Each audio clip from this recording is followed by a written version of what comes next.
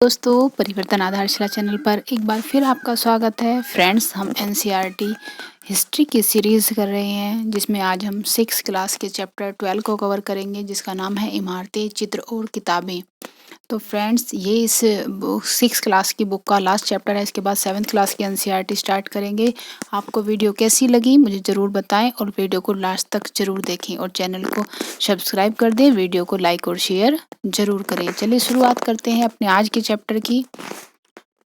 Chapter की starting होती है, एक मरुतस्वामी नाम का बच्चा है जो अपने भाई के साथ कुतुब मीनार को देखने जाता है। वो वहाँ के अनुभव को देखता है तो वह उसे होता है कि वह उसे कभी नहीं भूल पाएगा। अब बात करते हैं नेक्स्ट टॉपिक लौह स्तंभ की। लौह स्तंभ मेहरौली स्थित, मेहरौली दिल्ली में है। दिल्ली में मेहरौली स्थित दिल्ली में कुतुब मीनार के परिसर में खड़ा, कहाँ खड़ा है? कुतुब मीनार के परिसर में खड़ा भारतीय शिल्पकारों की कुशलता का एक अद्भुत उदाहरण है। क्या है? एक भारतीय शिल्पकारों की कुशलता का एक अद्भुत उदाहरण लौह स्तंभ, जो कहाँ पर है? दिल्ली में कुतुब मीनार के परिसर में। इसकी ऊंचाई कितनी है? 7.2 मीटर और वह इसका वजन 3 टन से भी ज्यादा है। इसका निर्माण लगभग 1500 साल पहले हुआ।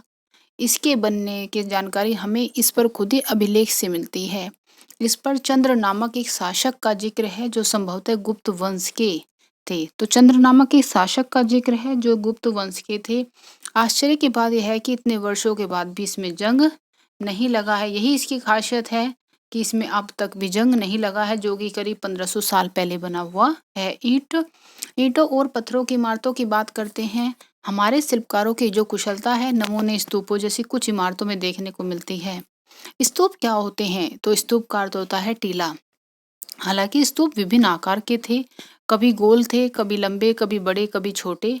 इन सब में एक समानता थी। प्राय सभी स्तूपों के भीतर एक छोटा सा डिब्बा रखा रहता था। इन डिब्बों में बुद्ध या उनके अनुयायियों के शरीर के अवशेष जैसे दांत, हड्डी या राख या उनके द्वारा प्रयुक्त कोई चीज या कीमती पत्थर अथवा रखे होते। तो स्तूप के भीतर क्या रखा जाता था? स्तूप के भीतर बुद्ध और या उनके अनुयायियों के जो भी अवशेष चिन्ह हैं वे रखे रहते थे। इसे धातु मंजूषा कहते हैं। जो अंदर वो बॉक्स मिलता है वो धातु मंजूषा उसे कहते हैं। प्रारंभिक जो स्तूप थे वो धातु मंजूषा के ऊपर मिट्टी का टीला होता था। धातु मंजूषा को रखा, उसके ऊपर मिट्टी का टीला बना दिया। बाद में टीले को ईंटों से ढक दिया गया और बाद के काल में, मतलब जैसे एक पुनरुद्धार कराते रहते हैं किसी चीज को, बार बार रिपेयर कराते हैं तो उसका रिनोवेट कराते रहते हैं उसे। तो बाद के काल में उसे गुंबदनुमा ढांचे के तराशे हुए पत्थरों से ढक दिया गया। पहले मिट्टी के बने, फिर ईंटों के बने और बाद में पत्थरों के भी बने हैं। प्राय स्तूपों के चारों ओर परिक्रमा करने के लिए एक वृत्ताकार पथ बना होता था। फ्रेंड्स, साथ के साथ नोट्स जरूर बनाते रहिएगा, क्योंकि आपको बार बार वीडियो देखने की जरूरत नहीं पड़ेगी, बार बार नोट्स बनाने की जरूरत नहीं पड़ेगी और अपने बनाए हुए नोट्स आपको आपके हमेशा हेल्प करेंगे। नेक्स्ट टॉपिक देखते हैं अभी आगे। एक वृत्ताकार पथ होता था स्तूप के चारों ओर। देखते हैं, अगर हम आप इस पे देख पा रहे होंगे तो जैसे ये ऐसे साइड में ऐसे चारों तरफ, इसके चारों तरफ एक वृत्ताकार पथ होता था जिसे प्रदक्षिणा पथ कहते हैं। क्या कहते थे? प्रदक्षिणा पथ कहते थे। इस रास्ते को रेलिंग से घेर दिया जाता है। इसके देखिए चारों तरफ रेलिंग भी बनी हुई है। रेलिंग को क्या कहा जा रहा है? उस रेलिंग को वेदिका कहा जा रहा है। वेदिका से में प्रवेश द्वार बने होते थे।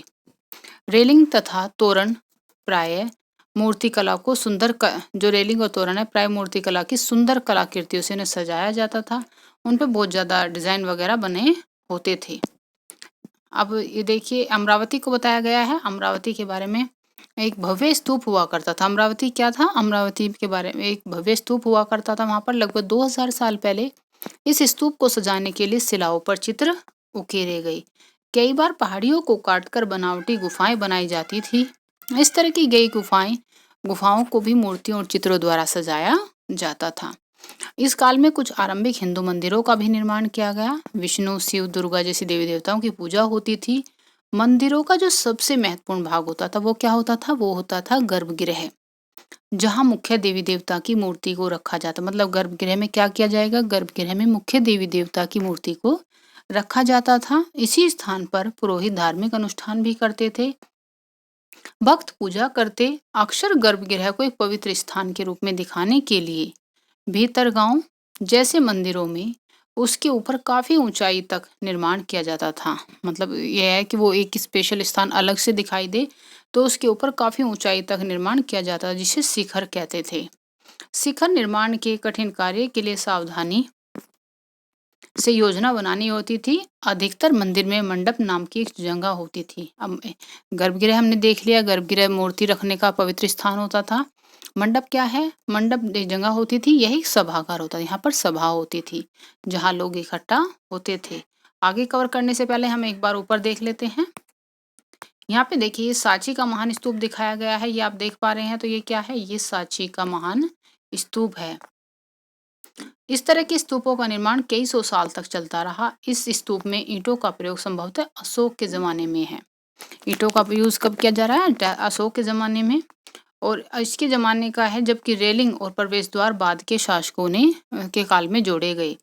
ये साइड में दिया गया है, ये क्या है? ये अमरावती की एक शिल्पाकृति है। ये देख पा रहे हैं आप, कितनी मतलब कुशलता से इनका निर्माण किया जाता होगा। यहाँ पे भी कुछ दिए गए हैं। तो एक भीतरगांव का एक आरंभिक मंदिर दिया गया है। ये जो है भीतरगांव का आरंभिक मंदिर है। यह लगभग 1500 साल पहले पक्की ईंटों और पत्थरों से बनाया गया। तो पक्की ईंटों और पत्थरों से बनाया गया भीतरगांव का मंदिर है उत्तर प्रदेश में। और दाएं जो ये साइड में दिया गया महाबलीपुरम के, ये एकाश्मिक मंदिर है। ये क्या है? एकाश्मिक मंदिर। एकाश्मिक मंदिर का होता है कि एक ही पत्थर को काट कर बनाए गए मंदिर। अब देखिए फ्रेंड्स, एक ही पत्थर को काटकर इस तरह के मंदिर कितनी मेहनत से बनाए जाते होंगे।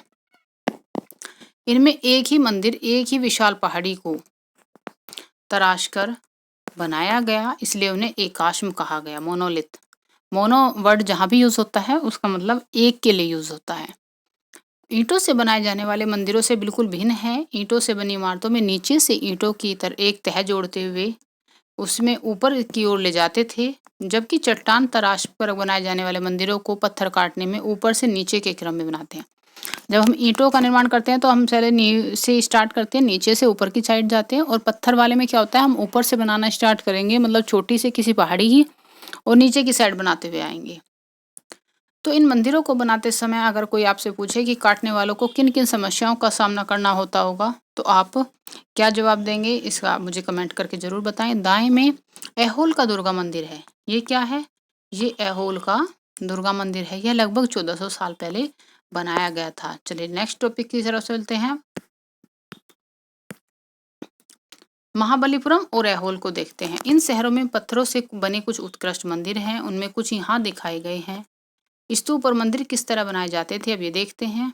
स्तूप और मंदिर को बनाने की प्रक्रिया में कई अवस्थाएं आती हैं। इनमें काफी धन खर्च होता है। राजा रानी ही ने बनवाने का निश्चय करते हैं, क्योंकि आम लोग तो कोई नहीं कर सकता, राजा रानी ही ने बनवाने का निश्चय करते हैं।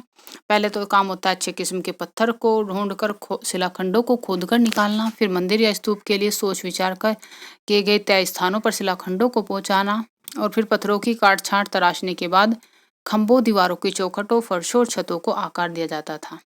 इन सब के तैयार हो जाने पर उन्हें उनकी जगह लगाना भी काफ़ी मुश्किल काम होता था। तो फ्रेंड्स, अगर हम आज भी सोच के देखें कि हमें हर काम हाथ से करना है और या फिर बैलगाड़ी और इन्हीं चीज़ों का सहारा लेना है, तो एक चीज़ को बनाने में हमें कितना ज़्यादा परिश्रम करना होगा।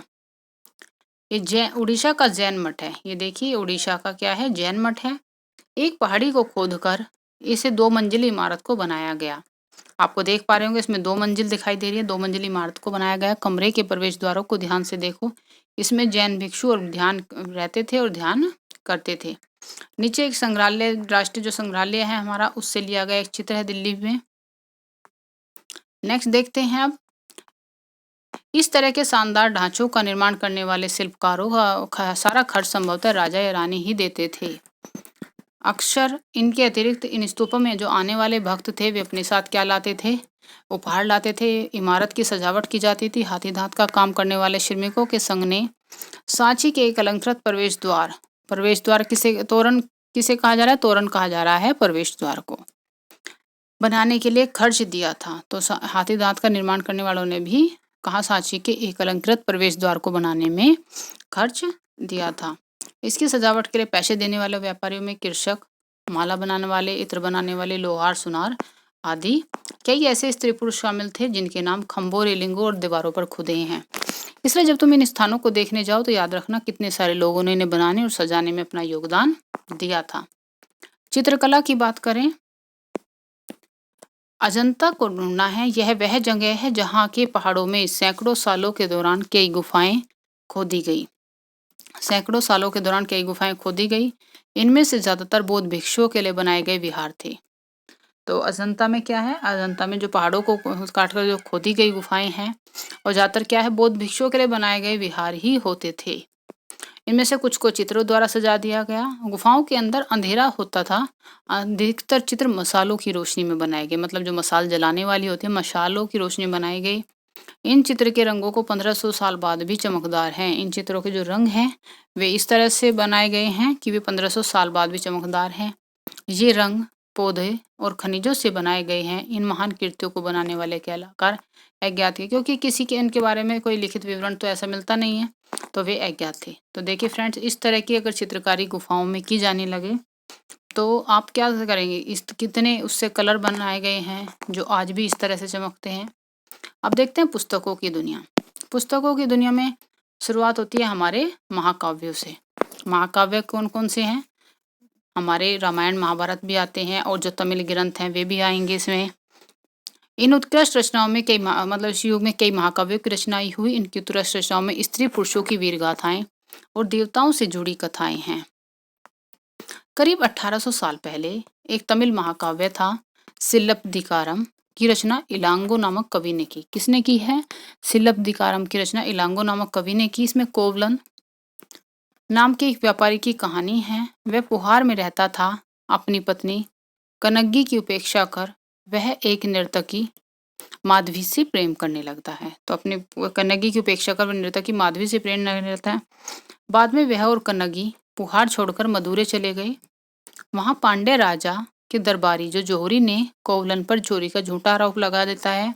तो कनग्गी छोड़कर मदुरै चले जाते हैं। तो वहाँ पांड्य राजा होता है। पांड्य राजा क्या होता है कि जोहरी, वहाँ के दरबारी जोहरी ने कोवलन पर चोरी का झूठा आरोप लगा दिया। तो राजा ने उसे प्राणदंड दे दिया। कनग्गी ने जो भी उससे प्रेम करती थी अन्याय और कारण दुख और रोष से भर गई और उसने मदुरै शहर का विनाश कर डाला। सिलप्पदिकारम से लिया गया एक वर्णन है ये आपके एग्जाम के लिए कोई खास जरूरी नहीं है। हम नेक्स्ट पॉइंट की ओर चलते हैं। एक और तमिल महाकाव्य, ये सिलप्पदिकारम हो गया इलांगो कवि का। अब है तमिल महाकाव्य मणिमेखलाई को करीब 1400 साल पहले सतनार द्वारा लिखा गया। किसने लिखा है मणिमेखलाई को, सतनार ने। इसमें कोवलन और माधवी की बेटी, जो माधवी उसकी प्रेमिका थी, उसकी बेटी की कहानी है। ये रचनाएं कई सदियों पहले खो गई। उनकी पांडुलिपियां दोबारा लगभग 100 साल पहले मिली। अन्य लेखकों में जैसे कालिदास आते हैं। कालिदास संस्कृत में लिखते थे। मेघदूत का एक श्लोक दिया गया है यहाँ। उनकी जो कालिदास की सबसे प्रसिद्ध रचना मेघदूत से एक अंश लिया गया है। एक विरही प्रेमी बरसात के बादल को अपने संदेशवाहक बनाने की कल्पना करता है। इसमें आपके एग्जाम के लिए कोई खास नहीं है। नेक्स्ट देखते हैं पुरानी कहानियों का संकलन और संरक्षण। हिंदू धर्म से कई कहानियां जो बहुत पहले प्रचलित थी इस काल में लिखी गई। इसमें पुराण भी शामिल है। पुराण का शाब्दिक अर्थ है प्राचीन या पुराण। पुराणों में विष्णु, शिव, दुर्गा, पार्वती जैसे देवी देवताओं से जुड़ी कहानियां हैं। इनमें इन देवी देवताओं की पूजा की विधियां दी गई हैं। क्या दी गई हैं, इनकी विधियां दी गई हैं। इनके अतिरिक्त संसार की सृष्टि और राजाओं के बारे में भी कहानियां हैं। अधिकतर पुराण सरल संस्कृत श्लोक में लिखे गए जिससे सब उन्हें सुन और समझ सकें। स्त्रियां और शूद्र जिन्हें वेद पढ़ने की अनुमति नहीं थी वे भी पुराणों को सुन सकते थे। पुराणों का पाठ पुजारी मंदिरों में किया करते थे, लोग सुनने आते थे। 2 संस्कृत महाकाव्य, हर वर्ड पे फ्रेंड्स ध्यान दीजिएगा, संस्कृत। तो अगर कोई महाभारत और रामायण की लैंग्वेज पूछता है कि वे किस भाषा में लिखे गए तो वे संस्कृत में लिखे गए। रामायण और महाभारत लंबे अरसे तक लोकप्रिय रहे। 2 संस्कृत महाकाव्य कौन कौन से हैं, महाभारत और रामायण, लंबे अरसे तक लोकप्रिय रहे। हम भी ने भी बहुत सारी कहानियां सुनी हैं। महाभारत जो है कौरवों और पांडवों के बीच युद्ध की कहानी है। इस युद्ध का उद्देश्य पुरुवंश की राजधानी हस्तिनापुर की गद्दी प्राप्त करना था। यह कहानी तो बहुत ही पुरानी है पर आज इसे हम जिस रूप में जानते हैं वह करीब 1500 साल पहले लिखी गई। माना जाता है कि पुराणों और महाभारत दोनों को ही व्यास नाम के ऋषि ने संकलित किया था। कि पुराणों को भी और महाभारत को भी किसने संकलित किया, व्यास नाम के ऋषि ने संकलित किया था। महाभारत में ही भगवत गीता है, आपने सुना होगा। रामायण की कथा कौशल के राजकुमार राम के बारे में है। उनके पिता ने उन्हें वनवास दे दिया। पत्नी सीता का लंका के राजा ने अपहरण कर लेते हैं। सीता को वापस लाने के लिए राम को लड़ाई लड़नी पड़ती है और विजयी होकर कौशल की राजधानी अयोध्या लौटते हैं। अब महाभारत की तरह रामायण भी प्राचीन कहानी है। इसे भी बाद में ही लिखित रूप दिया गया है। संस्कृत रामायण के लेखक वाल्मीकि माने जाते हैं। आम लोगों द्वारा कही जाने वाली कहानियों के बारे में देख लेते हैं। आम लोग भी कहानियां कहते थे, कविताओं और गीतों की रचना करते थे, गाना गाते, नाचते, नाटकों को खेलते थे। कुछ के आसपास जातक और पंचतंत्र की कहानियों के रूप लिखकर सुरक्षित कर लिए। कुछ ने स्तूपों की रेलिंगों और अजंता के चित्रों में दर्शाई जाती हैं। कुछ जो कहानियां हैं वो स्तूपों की रेलिंग मतलब ऐसे ड्रॉ कर देते हैं चित्रों के आकार से कि वो कहानी समझ में आती है कि हाँ ये कहानी इस बारे में कहती है। अजंता के चित्रों पर दर्शाई जाती हैं। यहाँ पे भी एक बंदर राजा के उसकी कहानी है। जो राजा अपने प्रजा के लिए मतलब सब कुछ कर सकता है, तो बंदर राजा अपनी प्रजा के लिए बिल्कुल मतलब अपनी जान पे खेल जाता है। तो उसे देखकर एक इंसानी जो सरदार था उसे समझ में आता है कि हाँ राजा का क्या कर्तव्य होता है। विज्ञान की पुस्तकें देखते हैं। विज्ञान की पुस्तकों में हम देखेंगे गणितज्ञ और खगोल शास्त्री आर्यभट्ट ने संस्कृत में आर्यभट्टियम नामक पुस्तक लिखी। कौन थे गणितज्ञ और खगोल शास्त्री? आर्यभट्ट थे। संस्कृत में किसकी रचना करते हैं? आर्यभट्टियम की रचना करते हैं। उन्होंने लिखा दिन और रात पृथ्वी की अपनी धुरी पर चक्कर काटने की वजह से होते हैं, जबकि लगता है कि रोज सूर्य निकलता है और डूबता है। कि दिन और रात किस वजह से होते हैं? पृथ्वी की अपनी धुरी पर चक्कर काटने की वजह से होते हैं। तो आर्यभट्ट सबसे पहले बताते हैं ये चीज। जबकि लगता क्या है कि सूर्य निकल रहा है और सूरज डूब रहा है, लेकिन ऐसा नहीं होता। हमारी पृथ्वी घूमती है। तो उन्होंने ग्रहण के बारे में भी एक वैज्ञानिक तर्क दिया। उन्होंने वृत्त की परिधि को मापने की विधि भी ढूंढ निकाली, जो लगभग उतनी ही सही है जितनी आज प्रयुक्त होने वाली विधि है। तो उन्होंने वृत्त की परिधि को भी मापने की विधि ढूंढी। ग्रहण के बारे में भी वैज्ञानिक तर्क देते हैं और ये भी बताता कि दिन और रात पृथ्वी के अपने धुरी पर घूमने के कारण होते हैं। शून्य का यूज देख लेते हैं।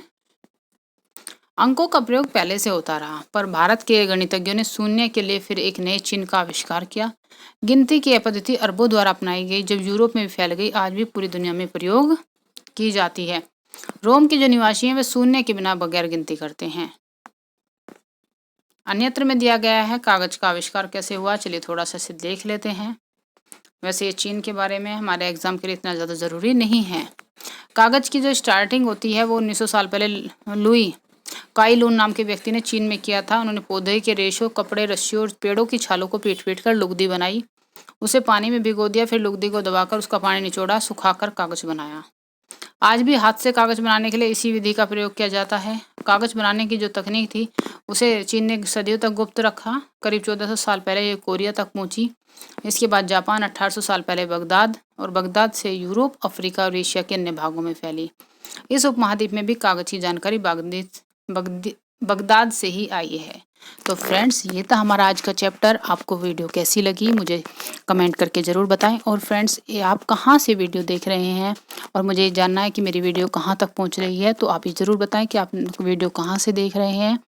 और मिलते हैं नेक्स्ट वीडियो में, जो हमारी 7th क्लास की NCERT स्टार्ट होने वाली है उसके साथ, नए चैप्टर के साथ। तब तक के लिए गुड बाय।